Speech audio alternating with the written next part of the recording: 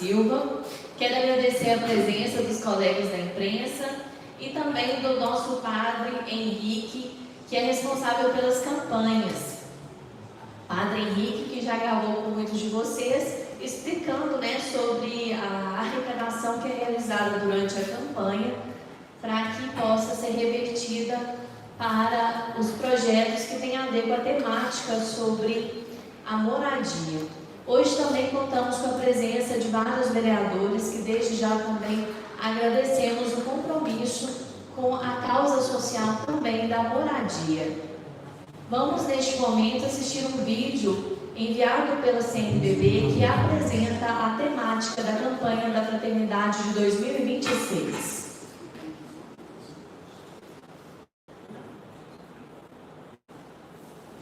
Constituição do Brasil, no entanto, 6,2 milhões de famílias não têm onde morar. Vivem em habitações precárias ou de aluguel. Vivem nas ruas, sem abrigo. Moram em situações inadequadas, em áreas de risco e sem infraestrutura. Em 2026, a campanha da Fraternidade nos convida a olhar para a realidade habitacional de nosso país e a entender que a maioria dos brasileiros não tem uma moradia digna, ainda suficiente para financiar a compra da casa própria e tampouco é atendida pelas políticas públicas de habitação.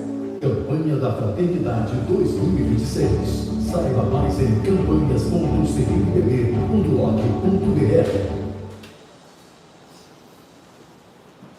Neste momento, passamos a palavra ao bispo Dom Giovanni Luiz, que fará para a gente uma contextualização do que é a campanha da Fraternidade, desde quando ela existe, uma apresentação do tema da campanha da Fraternidade e também dos desafios atuais, dados sociais e também um convite à sociedade, à compreensão, à situação nacional e à realidade da nossa realidade local.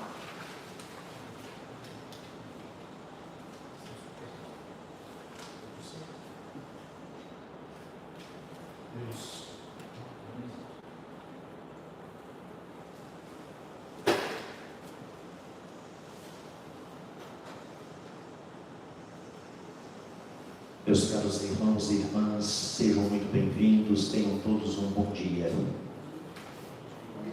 Estamos iniciando hoje o tempo santo da Quaresma, no qual somos convidados à conversão. Desde os primórdios da Igreja, mais ou menos por volta do século IV, a Igreja viu por bem preparar os cristãos para a vivência da Páscoa, sobretudo porque naquela época os adultos que eram batizados se preparavam para a grande noite de Páscoa, que neste ano se dará no dia 4 de abril, a vigília pascal. Portanto, o caminho quaresmal converge para a Páscoa. E aqui recordo as palavras do nosso amado e saudoso Papa Francisco: não podemos viver a Quaresma sem uma perspectiva pascal. Aqui no Brasil, o tempo da Quaresma é sempre enriquecido pela campanha da Fraternidade. A campanha da Fraternidade não anula os atos que podemos realizar durante a Quaresma, pelo contrário, os enriquece. Celebrar a campanha da Fraternidade é também tomar consciência de que a conversão, ela tem início no mais profundo do nosso ser, do nosso coração. E ao mesmo tempo esta conversão se alarga e atinge o meio em que vivemos, a nossa sociedade. Então podemos falar de uma conversão em nível pessoal e uma conversão em nível social. É assim que deve acontecer na nossa vida. A mudança do nosso coração incide sobre as pessoas com as quais nós convivemos, sobre a nossa sociedade. Então a conversão cristã tem essa dupla dimensão, porque é impossível encontrar a Deus sem fazer a experiência do encontro com Deus nos nossos irmãos e irmãs, né? Então é este o contexto espiritual que emoldura a campanha da Fraternidade. Neste ano nós temos como proposta o tema Fraternidade e Moradia, Todos temos em mãos o texto base e o lema: Ele veio morar entre nós. Este tema já foi trabalhado anteriormente, salvo engano, no ano de 1993, quando a grande pergunta que se fazia era esta: onde moras? Então, as duas campanhas estão em diálogo e se abraçam e se complementam. Então, em 1993, refletimos também sobre esta temática, moradia, e agora também. Mas é muito importante chamar a atenção para o seguinte aspecto: sempre é campanha da fraternidade. Estou convencido, creio, de que não existe campanha mais bonita do que esta. Sobretudo em dias tão difíceis como nós vivemos, quando nos acusamos mutuamente, quando julgamos friamente as pessoas por causa das suas escolhas pessoais, sociais, culturais e políticas. Ser irmão, esta é a convocação, o convite que a campanha da fraternidade nos faz. Então, a campanha da fraternidade, ela nasceu no Nordeste do Brasil, mas se tornou oficial a partir de 1964, quando a Conferência Nacional dos Bispos do Brasil abraçou essa iniciativa que surgiu numa diocese, oferecendo este caminho de conversão para toda a Igreja do Brasil. Portanto, é um convite que a Conferência Nacional dos Bispos do Brasil nos faz para que olhemos com atenção esta dura realidade da moradia. O que nós queremos? Antes de tudo, firmar o nosso pacto de vivência da fraternidade. Vale aqui recordar a exortação do amado Papa Francisco: todos irmãos, somos todos irmãos. Esta é a base sobre a qual devemos estabelecer o nosso diálogo. Uma vez criados à imagem e semelhança de Deus, redimidos em Cristo, somos filhos e filhas de Deus, somos irmãos. Portanto, esta é a base, o fundamento que nos iguala e que possibilita entre nós o diálogo sincero, franco, fraterno, com contrapontos, evidentemente, porque assim o diálogo se enriquece. Então, não se esqueçam disso. Antes de tudo, campanha da fraternidade. Não existe outro nome para esta campanha. E ao longo destes anos, a Igreja colocou situações que impedem a vivência plena da fraternidade. Não ter moradia é um impeditivo para uma vivência fraterna. Não ter moradia, certamente, produz na sociedade outros problemas. Pessoas em situação de rua, a violência, o tráfico de pessoas ou de drogas. Então, na verdade, quando acentuamos uma situação que fere a dignidade humana, não estamos perdendo o foco do essencial, que é a fraternidade. Fraternidade e moradia. O que queremos com isso? O que a Conferência Nacional dos Bispos propõe para este tempo da Quaresma? Antes de mais nada, nós queremos promover, é assim que está no objetivo geral da campanha da fraternidade. A palavra promover é muito significativo, este verbo. Promover moradia digna enquanto prioridade e direito. Direito já é, porque a Constituição prevê. Lá no 6º artigo, o texto fala disso, né? Moradia digna para todo cidadão, para aquele que vive na cidade. Cidadania, cidadão, cidade, são termos correlatos, né? Então, promover moradia digna, né? Enquanto direito e enquanto prioridade. Alicerçado em quê? Essa solicitação, essa convocação se alicerça onde? Na palavra de Deus e na doutrina social da Igreja. Portanto, não se trata aqui de navegar em ideologias políticas. É muito importante deixar isso claro. A Igreja não navega sobre ideologias políticas, porque a Igreja se norteia por convicções que nascem do Evangelho. Que isso fique bem claro. A A igreja não se alimenta de ideologias de esquerda ou de direita, mas a igreja se alimenta da palavra de Deus. Portanto, a campanha, ela nasce de uma grande intuição espiritual e teológica, que está no Evangelho de São João. O Evangelho de João, no primeiro capítulo, que é o prólogo, lá nós temos um texto belíssimo que nos fala do mistério da encarnação. Ele veio morar entre nós, mas não encontrou aconchego entre os seus. A luz veio ao mundo, mas o mundo preferiu as trevas. Esta é a temática que está ali no primeiro capítulo do Evangelho de João. E o lema da campanha da fraternidade, ele nasce justamente do Evangelho de São João. Ele veio morar entre nós. Ele quem? O Cristo Jesus, o Verbo de Deus, aquele que se fez carne, quis habitar neste mundo. E mais ainda, quer habitar em nós.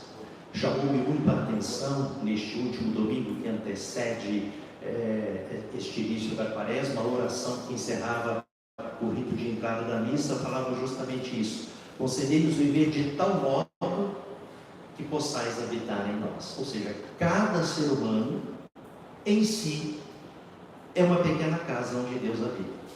Cada ser humano é moradia de Deus. Aí está o valor de cada ser humano.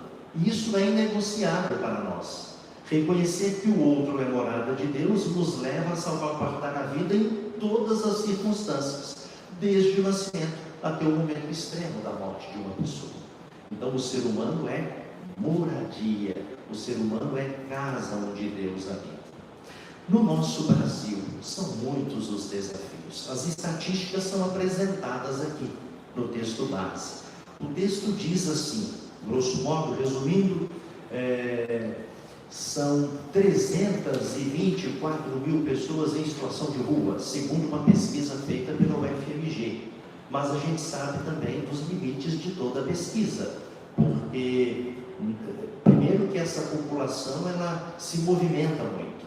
Eu tive a oportunidade de trabalhar com estes irmãos quando pároco na cidade de Barbacena, e não era possível mensurar de fato o número daqueles que estavam ali numa cidade. Então imaginemos isto no Brasil. Também quando vivi em Belo Horizonte tive esta experiência. Chegando em Belo Horizonte no ano de 2017, era mais ou menos uns 5 mil. Mas quando saí de lá, em 2023, a população de rua já atingia a casa de 10 mil ou mais. E são muitos os fatores que levam a pessoa a viver nessa situação.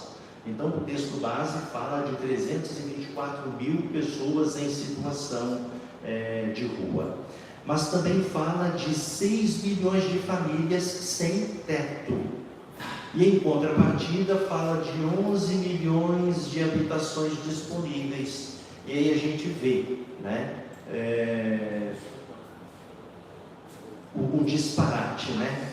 Nós temos 6 milhões de famílias sem teto, 26 milhões de famílias, segundo o texto base, vivendo em lugares de difícil acesso, ou sem nenhuma infraestrutura, ou então numa área de risco.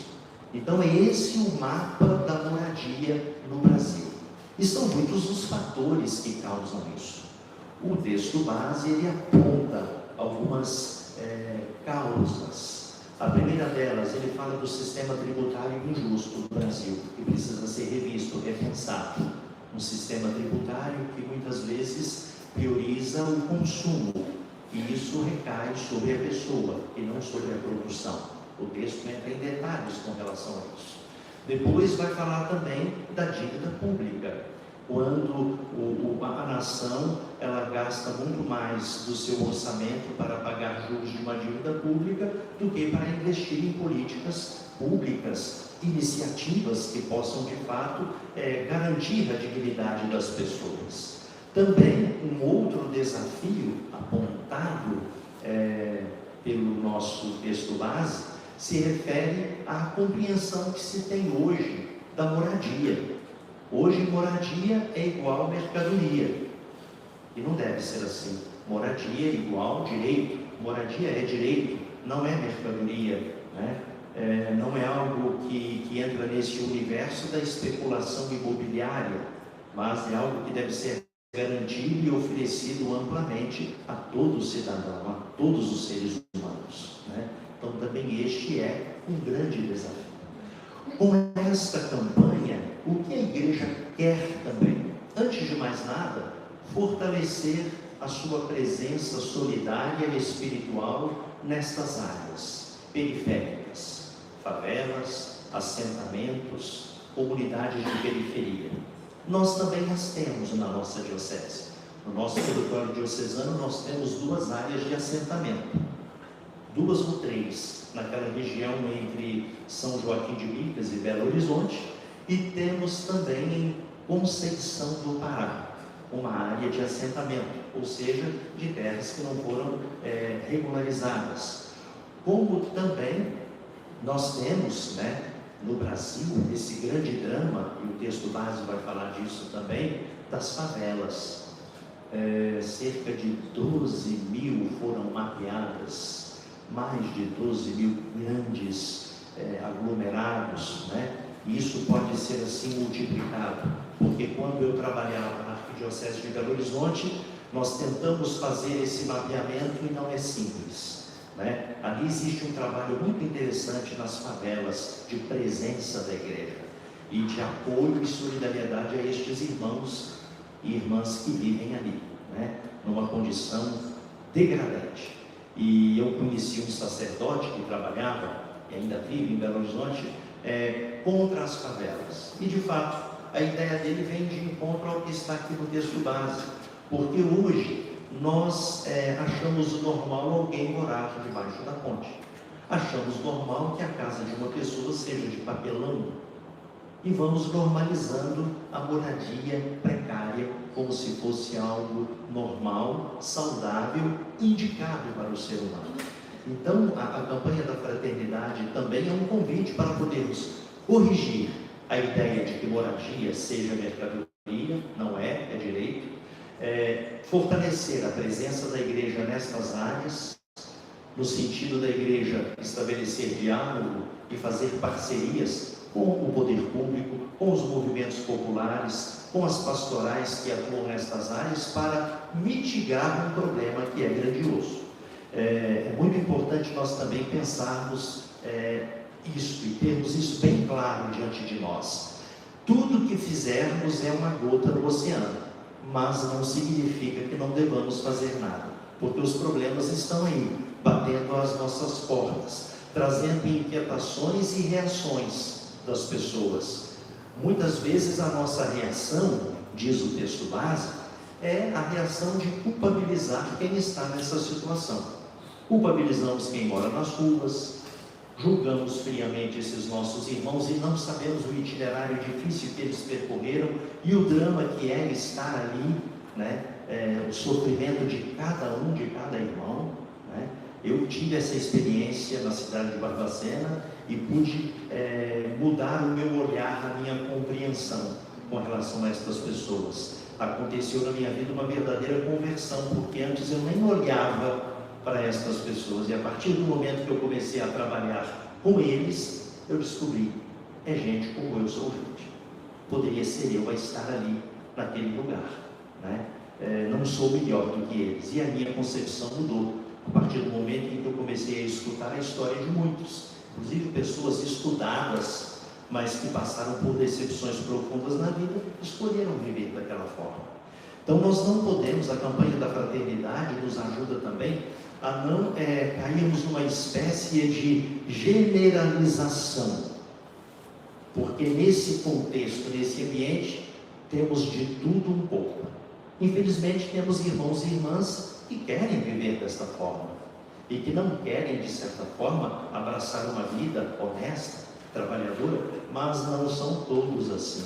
E não podemos então generalizar e culpabilizar estes irmãos e irmãs que vivem nesta situação. O texto base fala ainda também da grande segregação que nós vivemos hoje no Brasil. O cartaz da campanha da fraternidade é sugestivo, porque moradias em tons diferentes, ajudando-nos a perceber justamente isso, estilos diversos de vida, moradias diferentes, culturas diferentes. E isso gera, de certa forma, muitas vezes na sociedade, uma segregação, onde muitos vivem segregados, e a eles não é oferecida nenhuma condição de vida. Quando falamos fraternidade e moradia, não estamos pensando também somente em 4 paredes onde a pessoa possa morar. Não é isso não. A campanha da fraternidade vai além, porque é uma retomada todo ano de uma luta por aqueles valores que contam e que devem permear a nossa mentalidade e fundamentar a nossa sociedade. Ou seja, não apenas moradia, mas vida digna para as pessoas.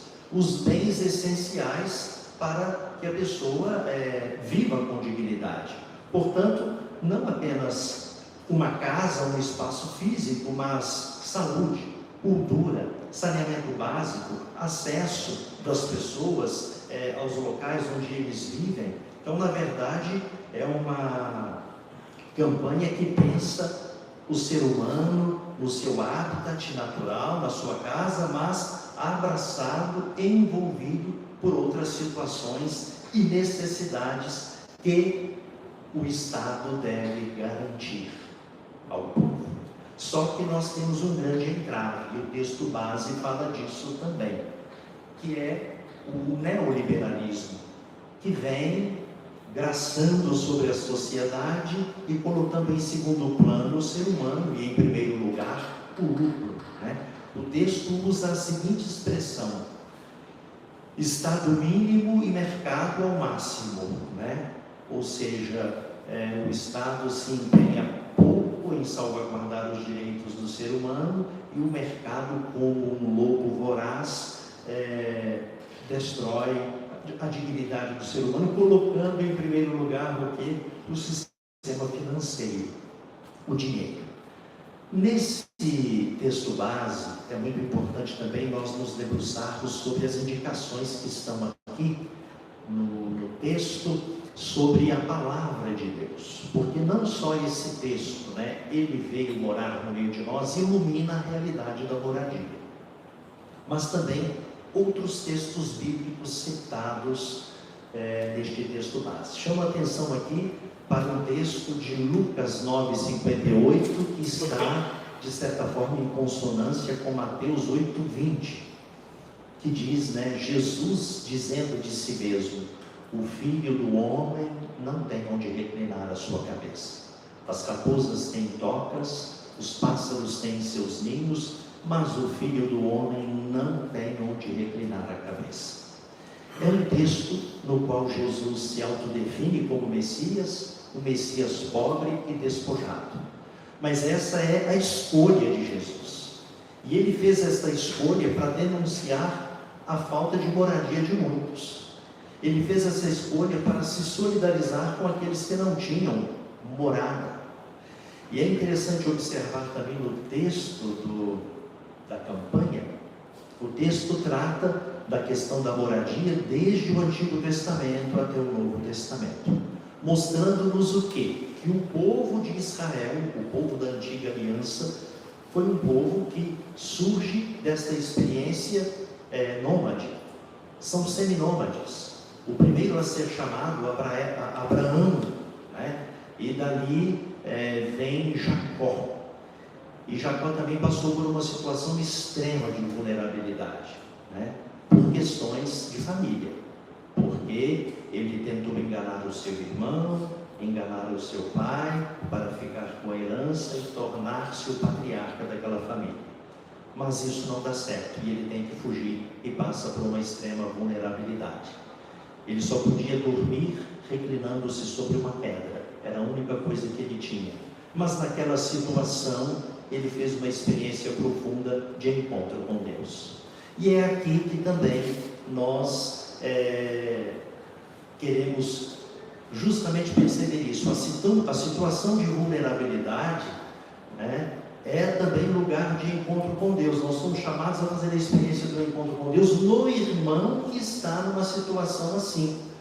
Não podemos simplesmente enxotá-lo, tirá-lo do cenário, discriminar e dizer não queremos ver este irmão diante de nós. Então, na verdade, não ter lugar significa também na Bíblia um lugar de encontro com Deus, porque aqueles que não têm lugar encontram um lugar no coração de Deus, né? Então, assim, o coração de Deus é grande, cabe todo mundo, como diz a Adélia Prado, cabe o Pedrinho Matador e cabe aquele que é justo, né? Então é uma morada onde todos têm acesso, onde todos têm lugar, né? Então, os textos luminosos da campanha, textos da palavra que nos ajudam a entender, é este: ele veio morar no meio de nós, o mistério da encarnação, né? Se ele veio morar entre nós, a não moradia é um fechamento a esse projeto de Deus. Se ele quis morar entre nós, como não acolher os nossos irmãos e irmãs, e como não lutar para que as leis que já existem sejam implementadas? Porque é isso que é um dos objetivos da campanha da fraternidade. Nós temos leis, como implementá-las, né? E são muitas as maneiras que podemos encontrar de colocar em prática esta questão da campanha da fraternidade.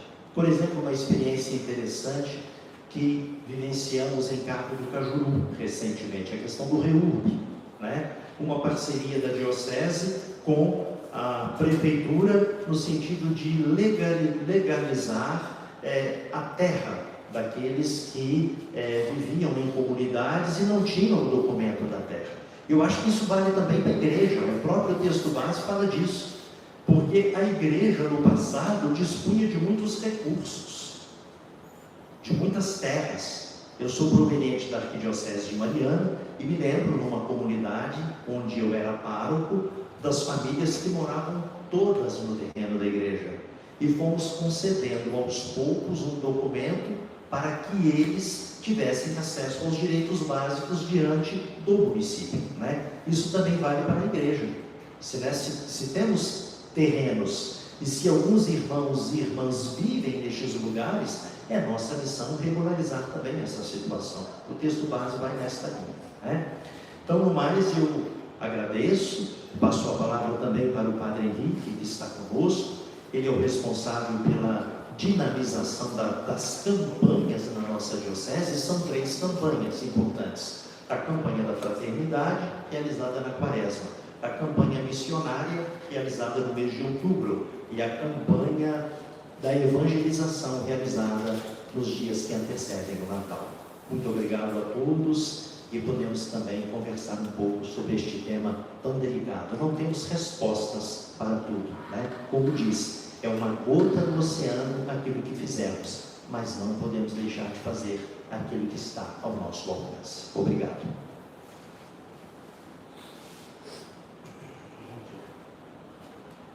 Bom dia a todos. Como o Dom Giovanni disse, sou assessor para o setor de campanhas da diocese, tentando ajudar os nossos membros da comissão permanente para a gente poder articular bem o modo como se trabalham as campanhas dentro da nossa igreja particular. Bom, dentro da campanha da fraternidade, nós temos, de um modo bastante específico, a coleta da solidariedade. Eu gostaria de focar um pouco minha fala sobre este item. A coleta da solidariedade, ela acontece todos os anos no Domingo de Ramos, uma coleta feita em toda a igreja, em que 60% dessa coleta arrecadada fica na diocese e 40% vai para o Fundo Nacional de Solidariedade. Para que serve então este fundo arrecadado? Nós temos dentro da nossa diocese inúmeros projetos sociais que podem ser contemplados com este fundo. No ano passado, por exemplo, quem está aqui presente tem em mãos o livro da campanha. Na última página nós temos bem detalhado. Tivemos no ano passado um total bruto arrecadado de R$204 mil, a nossa coleta dentro de toda a nossa diocese. Destes, R$122.500 ficaram aqui na nossa diocese. 10 mil ficam no fundo de emergência, para caso necessite de algo, e 112 mil foram destinados a vários projetos de toda a nossa diocese. Quem pode participar?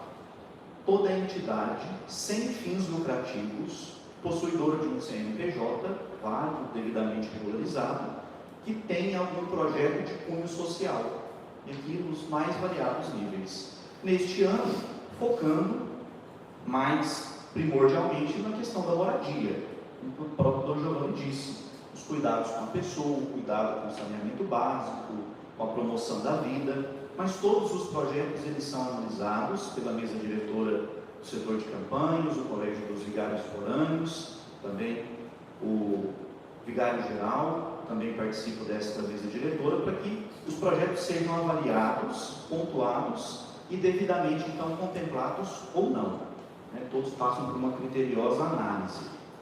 O edital para o acompanhamento, que dispõe de todas as prerrogativas para que os projetos sejam cadastrados, estará disponível no site da Diocese a partir do dia 23 de fevereiro, onde se iniciarão as inscrições dos projetos.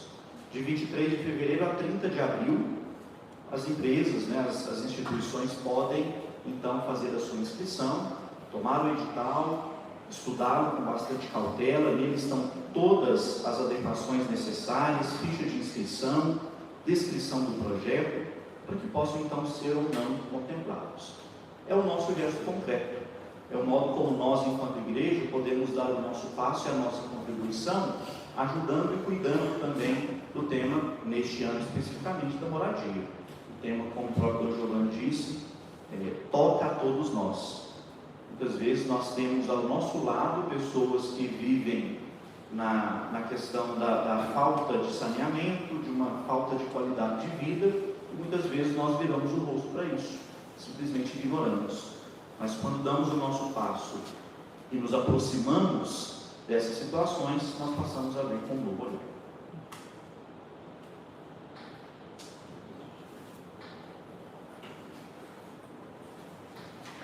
Pessoal, agora se alguém tiver alguma pergunta, se tiver interesse de gravar separadamente, aí os dois estão disponíveis para gravações, ok?